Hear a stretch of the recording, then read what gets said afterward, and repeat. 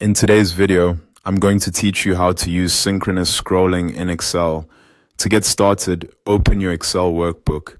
This feature is especially useful when you want to compare different parts of the same spreadsheet at the same time without constantly switching back and forth.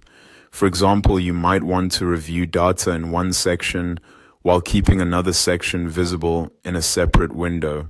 Once your workbook is open, go to the View tab at the top of Excel and click New Window. This creates a second window of the exact same workbook. It's important to know that this is not a copy of the file. It's simply another view of the same workbook, which lets you work with different areas side by side more easily.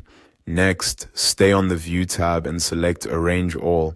Excel will then give you a few layout options for how the windows should appear on your screen. Choose the arrangement that works best for you. This step helps organize both windows so you can clearly see them at the same time. If you're working on a smaller screen, picking the most practical layout can make the comparison much easier. After that, go to the window group on the View tab and click View Side by Side. This tells Excel to display both workbook windows next to each other, making it easier to review and compare content in real time. At this point, you should be able to see both views of the workbook on your screen. Now, check the synchronous scrolling option. If it isn't already turned on, click it to enable it. This is the key setting for this process. When synchronous scrolling is enabled, moving up or down in one window will automatically move the other window at the same time.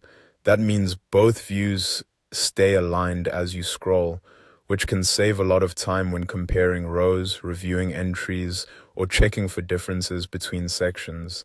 Once it's on, try scrolling in one of the windows and watch the other one move along with it. This confirms the feature is working properly.